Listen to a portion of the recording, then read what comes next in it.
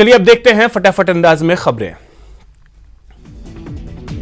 26 जनवरी को किसानों के ट्रैक्टर परेड पर सुनवाई करते हुए सुप्रीम कोर्ट ने कोई भी आदेश देने से मना कर दिया। कोर्ट ने कहा कि यह मामला पुलिस का है। इसके साथ ही कोर्ट ने सरकार को अर्जी वापस लेने का भी आदेश दिया। कोर्ट ने सरकार से कहा कि इस मामले में आप अथॉरिटी हैं, आप ही डील कीजिए। यह ऐसा मामला नहीं है कि कोर्ट आदेश जारी करे। कोर्ट के इस कमेंट के बाद सरकार ने अर्जी वापस ले ली। किसान आंदोलन के लिए आज का दिन बेहद अहम है। आज किसानों और सरकार के बीच 10वें दौर की बातचीत शुरू हो गई है। दिल्ली के विज्ञान भवन में दोनों पक्षों के बीच बातचीत हो रही है। उत्तर प्रदेश के गरीब तबके के 6,10,000 लोगों को आज प्रधानमंत्री मोदी ने सौगात दी। पक्के घर बनाने के लिए प्रधानमंत्री ग्रामीण आवास योजना के तहत 2,619 करोड़ रुपए की आर्थिक मदद मिलेगी। संसद का बजट सत्र 29 जनवरी से शुरू होगा। लोकसभा राज्यसभा की कार्यवाही 2 पालियों में चलेगी। इस बार लोकसभा में प्रश्नकाल और शून्यकाल भी होंगे। बजट सत्र को लेकर 30 जनवरी को केंद्र सरकार ने सर्वदलीय बैठक बुलाई है। 30 जनवरी को 3 बजे एनडीए घटक दलों की भी बैठक होगी।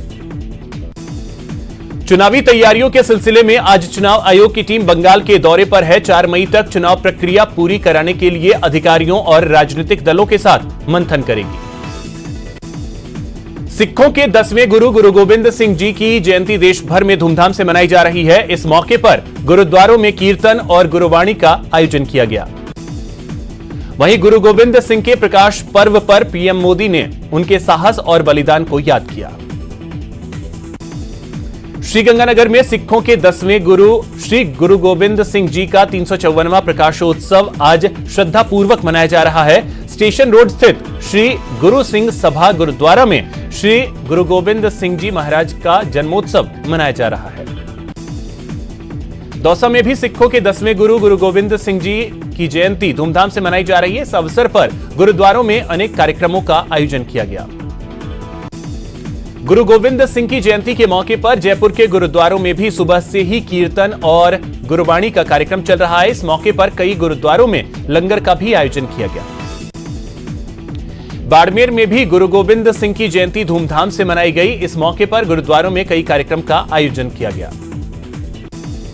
धर्मनगरी हरिद्वार में महाकुंभ को लेकर जोरदार तैयारियां चल रही हैं। 27 फरवरी से कुंभ मेला शुरू हो जाएगा। गणतंत्र दिवस से पहले राष्ट्रपति भवन और विजय चौक की सजावट देखते ही बन रही है। शाम होते ही राष्ट्रपति भवन और विजय चौक रंग बिरंगी रोशनी से जगमगा उठते हैं। जो बाइडेन आज अमेरिका के 46वें राष्ट्रपति के रूप में शपथ लेंगे। अमेरिकी संसद में आयोजित कार्यक्रम में भारतीय समय के अनुसार रात 10:30 बजे बाइडेन पद और गोपनीयता की शपथ लेंगे। अपने विदाई संदेश में अमेरिका के राष्ट्रपति डोनाल्ड ट्रंप ने बिना नाम लिए जो बाइडेन और उनकी टीम को शुभकामनाएं दी। अपने 4 साल के कार्यकाल में अमेरिका को महान और आर्थिक तौर पर और मजबूत देश बनाने का दावा किया। अमेरिका के विदेश मंत्री का पद संभालने से पहले एंटनी ब्लिंकन ने प्रधानमंत्री मोदी की जमकर तारीफ की है। दोनों देशों के बीच भविष्य में भी मजबूत रिश्ते और चीन की प्रभुत्व को रोकने के लिए मिलकर काम करने की इच्छा जताई। जम्मू कश्मीर के अखनूर सेक्टर पर पाकिस्तान ने सीज फायर का उल्लंघन किया है। पाकिस्तान की तरफ से फायरिंग की गई जिसमें 4 भारतीय जवान जख्मी हो गए। भारत ने पाकिस्तान को मुंहतोड़ जवाब दिया। तांडव वेब सीरीज के खिलाफ लखनऊ में दर्ज एफआईआर के बाद हजरतगंज पुलिस स्टेशन की एक टीम मुंबई पहुंच गई है। पुलिस आज वेब सीरीज के राइटर, निर्माता, निर्देशक और अमेजॉन इंडिया के ओरिजिनल कंटेंट हेड से पूछताछ कर सकती है। वल्लभनगर के विधायक गजेंद्र शेखावत का निधन हो गया। शेखावत ने दिल्ली के एक निजी अस्पताल में आखिरी सांस ली। वहीं निधन की खबर के बाद सीएम गहलोत ने कैबिनेट की बैठक स्थगित कर दी। गजेंद्र शेखावत के निधन पर मुख्यमंत्री अशोक गहलोत ने ट्वीट कर दुख जताया। गहलोत ने लिखा कि शेखावत के असामयिक निधन पर मेरी गहरी संवेदनाएं। ईश्वर परिजनों को इस बेहद कठिन समय में संबल दे। लोकसभा स्पीकर ओम बिरला ने भी ट्वीट कर शेखावत के निधन पर शोक जताया। जल शक्ति मंत्री गजेंद्र सिंह शेखावत भी शेखावत के निधन से आहत हैं। उन्होंने भी ट्वीट कर दुख जताया। वहीं गोविंद सिंह डोटासरा ने भी ट्वीट कर शोक जताया। डोटासरा ने लिखा, विधायक गजेंद्र सिंह शेखावत के आत्मा को भगवान शांति दे। सचिन पायलट ने भी गजेंद्र सिंह शेखावत के निधन पर दुख जताया। उन्होंने लिखा कि उनके परिवार के प्रति मेरी हार्दिक संवेदनाएं। स्वास्थ्य मंत्री डॉक्टर रघु शर्मा और राजस्थान बीज निगम के पूर्व अध्यक्ष धर्मेंद्र राठौड़ ने भी उनके निधन पर शोक जताया है। विधायक गजेंद्र सिंह शेखावत का अंतिम संस्कार कल उदयपुर में किया जाएगा। शेखावत इलाज के दौरान कोरोना पॉजिटिव हो गए थे। ऐसे में उनका शव आज सड़क मार्ग से एम्बुलेंस के जरिए दिल्ली से उदयपुर लाया जाएगा। दिल्ली में परिवहन मंत्री प्रताप सिंह खाचरियावास ने यह जानकारी दी। खाचरियावास ने आज शेखावत की मौत की खबर सुनते ही अस्पताल पहुंचकर उनके परिजनों को ढांढस बंधाया।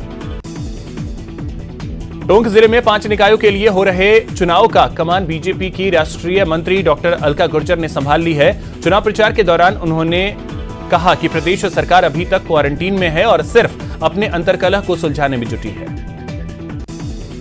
पश्चिम बंगाल के जलपाईगुड़ी में एक बड़ा सड़क हादसा हो गया। हादसे में 13 लोगों की मौत हो गई, जबकि 18 लोगों को अस्पताल में भर्ती करवाया गया। टोंक जिले के NH-52 पर टोंक बाईपास के पास ईंटों से भरी ट्रैक्टर और कार की टक्कर हो गई, जिसमें कार सवार 2 लोग बुरी तरह से घायल हो गए। भरतपुर के कामा में एक चलती हुई बाइक बर्निंग बाइक में तब्दील हो गई। चलते चलते अचानक बाइक में चिंगारी उठी और फिर देखते ही देखते बाइक धू-धू कर जल उठी। इसमें राहत की बात यह रही कि समय रहते बाइक सवार ने कूदकर अपनी जान बचा ली। सूरत हादसे में बड़ा अपडेट सामने आया है। यहां 15 लोगों की मौत के मामले में आज सभी शवों का अंतिम संस्कार होगा। भगवतपुरा गांव के 5 लोग, गराड़खोरा के 4 और खेरदा और मस्का के 2 लोगों की मौत हुई थी। रतनगढ़ के चूरू मेगा हाईवे पर ट्रक और ट्रैक्टर की टक्कर में ट्रैक्टर 2 हिस्सों में बंट गया। गनीमत यह रही कि घटना में किसी भी प्रकार का नुकसान नहीं हुआ। बारा के किलवाड़ा बाईपास के पास गेहूं से भरे ट्रैक्टर, ट्रॉली और ट्रेलर में जबरदस्त भिड़ंत हो गई, जिससे ट्रॉली सड़क पर पलट गई और गेहूं सड़क पर बिखर गया। चित्तौड़गढ़ के समीपवर्ती शंभुपुरा थाना अंतर्गत रेल के वैगन डिपो में हुए बड़े हादसे में 4 लोगों के हताहत होने की सूचना है। रेलवे के आला अधिकारी मौके पर पहुंचे और शंभुपुरा थाना पुलिस भी मौके पर पहुंची। झालावाड़ के झालरापाटन में पुलिस ने 7 ग्राम स्मैक के साथ एक तस्कर को गिरफ्तार किया है। पुलिस ने 22 लाख रुपए की चरस के साथ एक तस्कर को गिरफ्तार किया है। आरोपी नदीम खान उर्फ राजा अनंतपुरा के मद्रासी मोहल्ले का रहने वाला है। आरोपी के कब्जे से 2 किलो 200 ग्राम चरस बरामद किया गया। रेलवे कॉलोनी थाना पुलिस ने नाकाबंदी के दौरान आरोपी को गिरफ्तार किया। भरतपुर के सिरसई गांव के पास सरसों के खेत में अज्ञात युवती का शव मिलने से इलाके में सनसनी फैल गई। जानकारी के मुताबिक सुबह ग्रामीण जंगल की तरफ जा रहे थे, तभी सरसों के खेत में उन्हें युवती का शव दिखा, जिसके बाद पुलिस को सूचना दी गई। पुलिस ने बताया कि युवती की गला घोंटकर हत्या की गई है लगती है। हालांकि वास्तविक कारणों का खुलासा पोस्टमार्टम रिपोर्ट के बाद होगा। कोटा के टाकरवाड़ा गांव निवासी हरिकेश मेघवाल ने अनंतपुरा रेल ट्रैक पर ट्रेन के आगे छलांग लगाकर आत्महत्या कर ली। वह कई दिनों से बीमारी और पैसों की तंगी से परेशान था। कोटा में पत्नी को भगा ले जाने के बाद परेशान पति ने चंबल पुलिया से छलांग लगा दी, जिसके बाद पुलिस की टीम ने सतर्कता दिखाते हुए उसका रेस्क्यू किया। भरतपुर के बयाना में ऑनलाइन ठगी का मामला सामने आया है। यहां आयुष चिकित्सक के पद पर कार्यरत डॉक्टर कविता मीणा को ठगों ने अपना शिकार बनाया और उनके खाते से 35,000 रुपए निकाल लिए। जोधपुर के तिवरी गांव में एक युवक का शव फांसी के फंदे से लटका हुआ मिला है। पुलिस ने खुदकुशी की आशंका जताई है, हालांकि हत्या के एंगल से भी जांच की जा रही है। भरतपुर के कामा में एक चलती बाइक बर्निंग बाइक में तब्दील हो गई। चलते चलते अचानक बाइक में आग लग गई। डूंगरपुर के बिछीवाड़ा में पुलिस ने एक कार से 21 कार्टन शराब जब्त किया है। पुलिस ने इस मामले में एक तस्कर को भी गिरफ्तार किया। जोधपुर सेंट्रल जेल में धड़ल्ले से मोबाइल का खेल चल रहा है। यहां एक कैदी के अंडरवेयर से मोबाइल और सिम मिला है। कैदी का नाम फिरोज बताया जा रहा है। करौली में जरक का मूवमेंट तेज हो गया है। देर रात कई इलाकों में जरक के आने से हड़कंप मच गया। कोटा में स्ट्रीट डॉग का आतंक थमने का नाम नहीं ले रहा है। स्ट्रीट डॉग ने महिला पर हमला बोल दिया। आतंक से शहरवासियों में भय का माहौल है। कोटा की फल सब्जी मंडी में किसानों ने जमकर हंगामा किया। उन्होंने आढ़तियों पर टैक्स के नाम पर मनमानी करने का आरोप लगाया। श्रीगंगानगर में सफाई कर्मियों का कार्य बहिष्कार लगातार तीसरे दिन भी जारी है, जिसकी वजह से जिला मुख्यालय पर जगह जगह कचरे का अंबार लग गया है। हड़ताल पर गए सफाई कर्मियों का कहना है कि जब तक अस्थायी सफाई कर्मियों का 2 महीने का वेतन सहित अन्य मांगों पर प्रशासन कोई कार्रवाई नहीं करता, तब तक सफाई कर्मी हड़ताल पर रहेंगे। झालावाड़ में खरीफ फसल में हुए नुकसान का जायजा लेने के लिए केंद्रीय टीम ने दौरा किया। टीम ने आधा दर्जन पंचायतों में फसल खराबी और बीमा क्लेम के संबंध में किसानों से बातचीत की। जैसलमेर जिले में सूखा प्रभावित क्षेत्रों का दौरा करने आई केंद्रीय टीम ने कलेक्ट्रेट में बैठक की। बैठक में जनप्रतिनिधि और अधिकारी शामिल हुए। टीम ने सूखे से प्रभावित क्षेत्रों की जानकारी ली। कोटा में चंबल नदी पर 700 करोड़ की लागत से रिवर फ्रंट का काम तेजी से चल रहा है। चंबल बचाओ समिति के सदस्यों ने प्रवाह में बाधा बन रहे पत्थरों को नदी क्षेत्र से हटाने की मांग की। जैसलमेर में 28 जनवरी से हवाई सेवाएं बंद होने वाली हैं। स्पाइस जेट कंपनी ने दिल्ली, अहमदाबाद, सूरत, मुंबई आदि की हवाई सेवा बंद करने का फैसला किया है। इस खबर से पर्यटन से जुड़े व्यवसायियों में मायूसी छा गई है। झुंझुनू में भारतीय मजदूर संघ ने बिजली निगम के निजीकरण और गलत तरीके से ठेके देने पर रोक लगाने की मांग की है। भरतपुर के डीग में परिवहन विभाग के उप निरीक्षक कार्यालय में सड़क सुरक्षा माह के अंतर्गत चेकिंग की गई। 18 जनवरी से 17 फरवरी तक सड़क सुरक्षा माह के तहत वाहनों की चेकिंग का अभियान चलाया जा रहा है। सड़क सुरक्षा माह के दौरान अजमेर में यातायात पुलिस ने जागरूकता रैली का आयोजन किया। एसपी जगदीश चंद्र शर्मा ने रैली को हरी झंडी दिखाकर रवाना किया। प्रतापगढ़ में नगर निकाय चुनाव के तहत मिनी सचिवालय के सूचना प्रौद्योगिकी भवन में ईवीएम का रेंडमाइजेशन किया गया। प्रतापगढ़ नगर परिषद में आगामी 28 जनवरी को वार्ड पार्षदों के लिए मतदान होगा। चित्तौड़गढ़ के चित्तौड़ी में महाराणा प्रताप की पुण्यतिथि पर पुष्पांजलि अर्पित कर उन्हें याद किया गया। इस पर अखिल भारतीय विद्यार्थी परिषद ने माल्यार्पण किया। करौली में भी महाराणा प्रताप की पुण्यतिथि के अवसर पर भाजपा युवा मोर्चा ने दीप दान कर पुण्यतिथि मनाई। इस दौरान महाराणा प्रताप के चित्र पर पुष्प अर्पित कर उन्हें श्रद्धांजलि दी गई।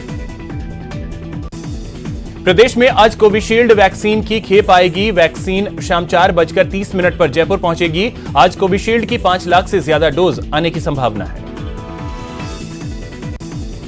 चित्तौड़गढ़ के 4 सेंटर पर कोरोना मुक्त अभियान को लेकर देश के सबसे बड़े कोविड-19 वैक्सीनेशन का काम जारी रहा। जिला मुख्यालय के जीएनएम ट्रेनिंग सेंटर में 183 हेल्थ कर्मी और नर्सिंग कर्मियों को टीके लगाए जा चुके हैं। प्रतापगढ़ में कोरोना वैक्सीनेशन के प्रति स्वास्थ्य कर्मियों में कहीं उत्साह तो कहीं बेरुखी नजर आ रही है। बीते 3 दिनों में लक्ष्य के मुकाबले केवल 50% स्वास्थ्य कर्मियों ने टीके लगवाए। कोरोना वैक्सीनेशन को लेकर स्वास्थ्य मंत्रालय ने आंकड़े जारी किए। स्वास्थ्य मंत्रालय के मुताबिक 4 दिनों में अब तक 6,31,417 लोगों को टीके लगाए जा चुके हैं।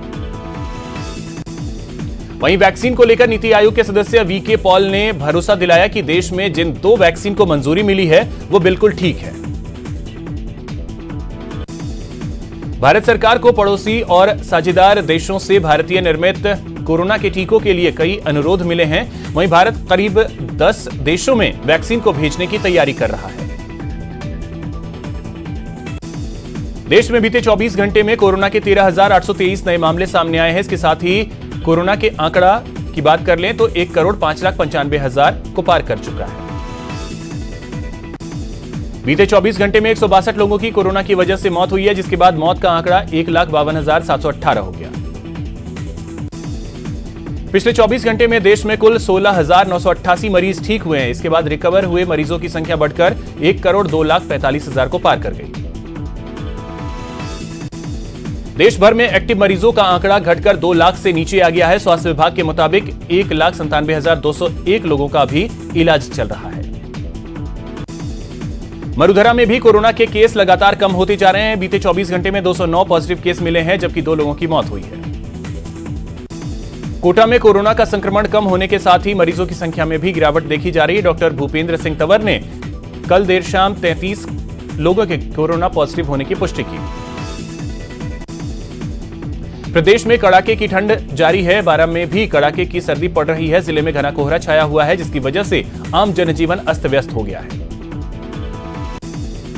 कोटा शहर में सर्दी का प्रकोप तेज हो गया है। उत्तर भारत से आने वाली बर्फीली हवाओं के कारण न्यूनतम तापमान में 0.9 डिग्री की गिरावट दर्ज की गई। प्रतापगढ़ में दूसरे दिन भी सर्दी के तीखे तेवर देखने को मिल रहे हैं। सर्दी के तीखे तेवर के कारण शहर सहित पूरा जिला कोहरे की आगोश में लिपटा रहा। इंग्लैंड के पूर्व कप्तान केविन पीटरसन ने भारत को अपनी टीम से सावधान किया है। ट्वीट कर पीटरसन ने लिखा कि ऐतिहासिक जीत का जश्न भारत मनाए, क्योंकि ये सभी बाधाओं के खिलाफ हासिल हुई है, लेकिन असली टीम तो कुछ हफ्तों बाद आ रही है।